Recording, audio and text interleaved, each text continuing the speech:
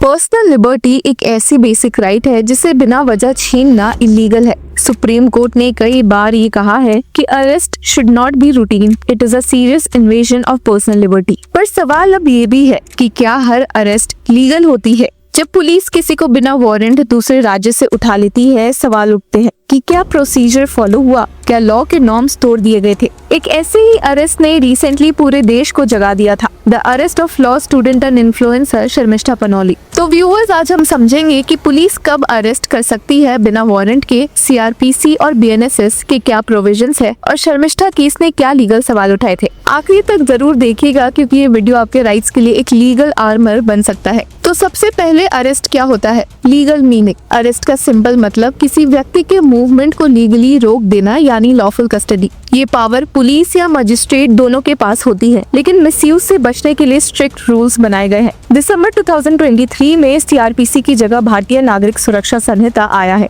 जिसमें अरेस्ट के प्रोविजंस को रीडिफाइन किया गया। अब जनरल रूल ये है कि नॉन कॉग्निजेबल ऑफेंसेस के लिए वारंट जरूरी होता है। नॉन कॉग्निजेबल ऑफेंसेस वो क्राइम होते हैं जो ज्यादा सीरियस नहीं होते। इनमें पुलिस बिना कोर्ट के परमिशन के ना तो इन्वेस्टिगेशन शुरू कर सकती है और ना ही किसी को अरेस्ट कर सकती है। कॉग्निजेबल ऑफेंसेस जैसे murder, theft, communal hate speeches के केसेस में पुलिस बिना वारंट अरेस्ट कर सकती है, लेकिन हर केस में नहीं, कुछ स्पेसिफिक कंडीशंस होने चाहिए। अब आते हैं एक इम्पोर्टेंट सेक्शन पर, सीआरपीसी के सेक्शन 41 या बीएनएसएस सेक्शन 35, वारंटलेस अरेस्ट के रूल्स। अब बेसिक लैंग्वेज में समझिए कि ये सेक्शन 41 एक सीट बेल्ट जैसा है। बिना सीट बेल्ट के ड्राइव करना रिस्क है, बिना चेकलिस्ट के अरेस्ट करना इलीगल है। अब इस सेक्शन के अकॉर्डिंग पुलिस बिना वारंट अरेस्ट कर सकती है अगर व्यक्ति ने पुलिस के सामने ही कॉग्निजेबल ऑफेंस किया हो। अब इस मामले में थोड़ा और डीप डाइव करें तो कॉग्निजेबल ऑफेंस का मतलब होता है ऐसा क्राइम जिसमें पुलिस बिना किसी मजिस्ट्रेट की परमिशन के एफआईआर रजिस्टर कर सकती है, तुरंत इन्वेस्टिगेशन शुरू कर सकती है और अगर जरूरत हो तो सीधा अरेस्ट भी कर सकती है। ये ऑफेंसेस यूजुअली सीरियस नेचर के होते हैं, जैसे मर्डर, रेप, किडनैपिंग, डकैती या ह्यूमन ट्रैफिकिंग। इन केसेस में टाइम वेस्ट नहीं किया जाता क्योंकि पब्लिक सेफ्टी पे डायरेक्ट इम्पैक्ट होता है, इसलिए लॉ इन्फोर्समेंट को ज्यादा पावर दी गई होती है इमीडिएट एक्शन लेने के लिए। अब सेक्शन 41 सबसेक्शन 1B में जाएं तो it has said that against whom a reasonable complaint has been made or credible information has been received or a reasonable suspicion exists that he has committed a cognizable offense। तो वैसे में police वारंटलेस arrest कर सकती है। और इसी के subsection BA पर जाए तो उसमें दिया गया है कि रिलायबल कंप्लेंट या क्रेडिबल सस्पेशन हो और ऑफेंस का पनिशमेंट 7 साल या उससे ज्यादा हो तो अरेस्ट किया जा सकता है। लेकिन पुलिस को हर केस में अरेस्ट का रीजन लिखना पड़ता है, चेक लिस्ट फॉलो करनी पड़ती है। अब इसी सेक्शन के सबसेक्शन C में जाए तो उसमें कुछ स्पेशल कंडीशंस दिए हैं कि व्यक्ति प्रोक्लेम्ड ऑफेंडर हो, स्टोलन प्रॉपर्टी के साथ हो, पुलिस ड्यूटी में ऑब्स्ट्रक्शन हो, कस्टडी से भाग गया हो, आर्म्ड फोर्सेस का डेजर्टर हो,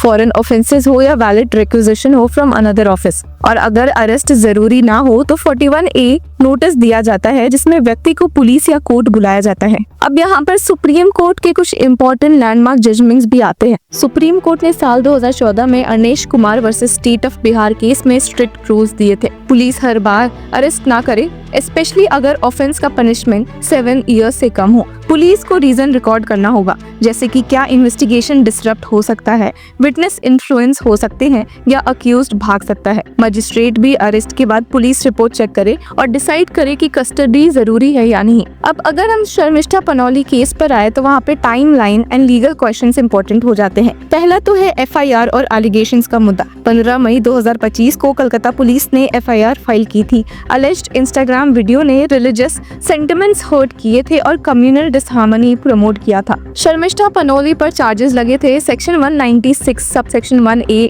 बीएनएस के तहत, जिसमें कि रिलीजियस दुश्मनी भड़काने का आरोप था। और वहीं सेक्शन 299 बीएनएस की भी बात हुई थी जहां रिलीजियस भावनाओं को ठेस पहुंचाने का मुद्दा था। सेक्शन 352 ऑफ बीएनएस भी डील करता है intentional insult to provoke breach of peace से। अब इस केस में एक मेजर पॉइंट ये उठा था कि पुलिस का कहना था कि शर्मिष्ठा पनोली को कई बार लीगल नोटिस भेजा गया था, हालांकि उनके अनअवेलेबल रहने की वजह वजह से उन्हें डायरेक्ट अरेस्ट किया गया। तो पुलिस ने पहले BNSS सेक्शन 35 सबसेक्शन 3 के तहत नोटिस दिया था, पर शर्मिष्ठा अवेलेबल नहीं थी, जिसके बाद ही कोर्ट ने अरेस्ट वारंट इशू किया था। एक मुद्दा यहाँ पर यह भी था क्रॉस बॉर्डर अरेस्ट का। 30 मई 2025 पुलिस ने उन्हें गुड़गांव हरियाणा से अरेस्ट किया। मल्टीपल लोकेशन सर्च हुए थे, नोएडा, गाजियाबाद, सहारनपुर, जिसके बाद उन्हें ट्रांजिट रिमांड के थ्रू कोलकाता ले जाया गया और जुडिशियल कस्टडी में भेजा गया था टिल 13 जून। हालांकि जब शर्मिष्ठा पनोली बेल की मांग करते हुए कलकत्ता हाईकोर्ट पहुंची तो वहां पे काफी लीगल इरेगुलरिटीज अलिस्ट की बात सामने आई।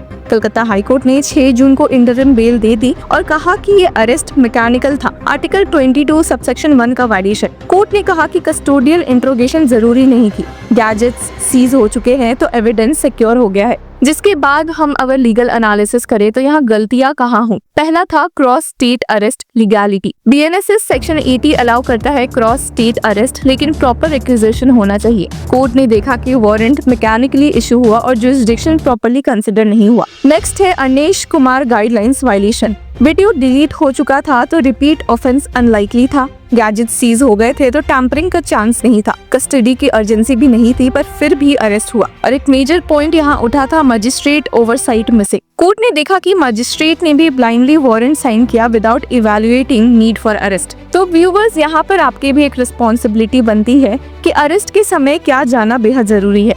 डूज, कॉग्निजेबल ऑफेंस हो तो ही अरेस्ट करे, सेक्शन 41 चेकलिस्ट फॉलो हो, क्रॉस स्टेट अरेस्ट में रिक्विजिशन मैंडेटरी हो, 24 घंटे में कोर्ट में पेश करना बेहद जरूरी है। ये तो हो गई डूज की बात। और डोंट्स की बात करें तो प्राइवेट प्रॉपर्टी में बिना रीजन घुसना, रीजन रिकॉर्ड ना करना, मैकेनिकल वारंट लेना, आर्टिकल 22 या BNSS रूल्स इग्नोर करना। अब इस केस से हमें क्या सीख मिलती है कि अरेस्ट बिना सोच समझ के नहीं हो सकता। पुलिस और मजिस्ट्रेट दोनों की ड्यूटी है कि वो अरेस्ट का पर्पस समझे।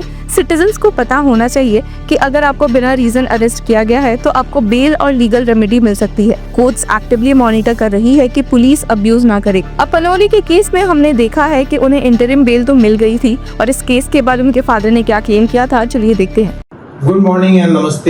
My name is Prithviraj Panoli. I am Sharmishta Panoli's father. This is one of our favorite photographs, and this is basically her room. See, there are a lot of narratives that is being put out in the social media and certain sections of the other media, mainstream medias, about Sharmishta Panoli absconding, due to which the West Bengal police had to arrest her. So I just want to put some key facts to all of you, so that there is only one narrative, which is true narrative. Sharmishta was in Pune till 15th of May. Due to the whole issue of this social media post and threats what she was getting, she was continuously under threat in Pune. She was getting a lot of calls.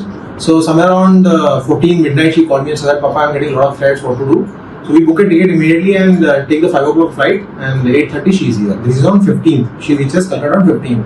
On 15th, same day, 10:30, we are in Lal Bazar Cyber Police Center. Meet the senior officers and the officers on the case, and they gave us full cooperation and help. And we are there for 3-4 hours. All the entries are there, I think, in the digital format there. And they take out all the details of all the threats. Then they send back us. So we are here at 2:30 till 6:30. I'm here. We take out all the printouts and all the links and all this thing, and send a mail. Sharmishta send a mail from our laptop to the cyber police, and then I take the printout and go and submit there, and I get a receipt for that. And this is on 15th. 16th, and they had mentioned in the receipt that PS Anandpur provide adequate security. I mean, they asked me to write there actually.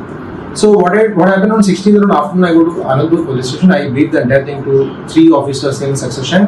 They say that the officer in charge is on leave.